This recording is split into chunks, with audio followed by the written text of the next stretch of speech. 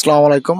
আমরা জানি মসজিদের নগরী বলে ঢাকাকে, আর ঢাকা শহরের সবচেয়ে পুরনো মসজিদ হচ্ছে মোহাম্মদপুর সাত গম্বুজ মসজিদ। এটা হচ্ছে আপনার মসজিদের প্রবেশ পথ। 400 বছরের পুরনো মসজিদের প্রবেশ পথটা হচ্ছে এটা। ঠিক আছে, এটা হচ্ছে আপনার আহ, প্রবেশ পথটা যদি আপনার একটু হাত দিয়ে স্পর্শ করে দেখানোর চেষ্টা করি, এটা হচ্ছে ইট সিমেন্টের একটা মিশ্রণ, বালুর একটা মিশ্রণ, কিন্তু এটা অনেক টেকসই।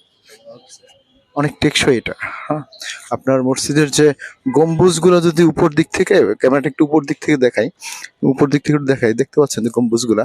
আর হচ্ছে বাইরের যে ইটা জায়গাটা যে ছাউনি দিয়ে ঢেকে দিছে, এটা আপনার একটু ভিতরে যাওয়ার চেষ্টা করবো মসজিদটার। দেখছেন যে এক একটা গম্বুজের ভিতরে নামাজ পড়ার সুন্দর জায়গা বা বসার বা আপনার বিভিন্ন ধরনের সুন্দর জায়গা আছে। দুজন মুরব্বী বসে আছে এখানে, এবং সামনে অজুখানার সুন্দর একটা ব্যবস্থা আছে। এখানে মসজিদের যে লোকগুলো আছে সব স্থানীয়। তাহলে এত্তেকাবে তাহলে মসজিদটা হচ্ছে ইবাদত বন্দেগীর জন্য মানুষ বেছে নেওয়ার ক্ষেত্রে খুব পছন্দ করে। একটি কথা বলতাম, একটা জিনিস। আচ্ছা, এই মসজিদটার ইতিহাস বা আচ্ছা, এটা অনেক পুরনো না? অনেক। আচ্ছা, ওই মসজিদের যে নেম প্লেটের কথা বলতেছে সামনে, এবং অজুখানাটা যদি আপনাদের একটু দেখাই, অজুখানাটা অনেক সুন্দর একটা অজুখানা। হ্যাঁ, খুব সুন্দরভাবে অজুখানাটার ভিতরে একটা শাপলা ফুলের আকৃতি দিচ্ছে। ঠিক আছে, এবং খুব সুন্দর করে অজুখানাটা করছে। অজুখানাটা খুব সুন্দর করে করছে।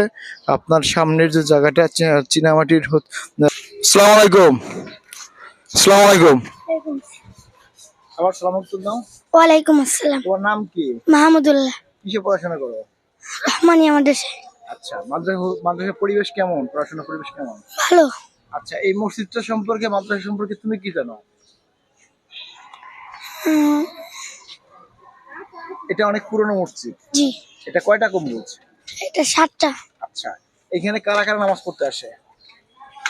এদিকে এদিকে চানমি হাউজিং এর ওই পাশে থেকে নামাজ পড়তে আসে, আবার এইখান থেকে নামাজ পড়তে আসে। আচ্ছা আচ্ছা, তোমাদের বাড়ি কোথায়? আমাদের বাসা এই যে রাস্তার এই পাশে, এই যে এদিকে 2 নম্বর গলিতে। আচ্ছা, তুমি কি আমাদেরকে একটু ঘুরে ঘুরে দেখাইতে পারো? মসজিদে? হ্যাঁ, মসজিদের বাইরেটা সবখানে একটু ঘুরে ঘুরে দেখাইতে পারো? পারবা দেখাইতে? জি। বড় চেষ্টা করবো। জি। আচ্ছা, থ্যাংক ইউ। এখানে দেখতে পাচ্ছেন যে এই যে নাম ফলকটা আর কি, কিছু নাম ফলকে কিছু লেখা আছে। 1976 এর 19 নং ধারা অনুযায়ী প্রত্ন সম্পদের ধ্বংস, অনিষ্ট সাধন, বিকৃতি, পরিবর্তন, ক্ষয়ক্ষতি করলে, ভেঙে ফেলে এর কোনো অংশের উপর কিছু লিখলে, খোদাই বা কোনো রকমের চিহ্ন স্থাপন বা দাগ কেটে সৌন্দর্যের হানাহানি করলে সর্বাধিক 1 বছর পর্যন্ত জেল, জরিমানা বা উভয় দণ্ডে দণ্ডিত করা হবে। মহাপরিচালক প্রত্নতত্ত্ব গণপ্রজাতন্ত্রী বাংলাদেশ সরকার।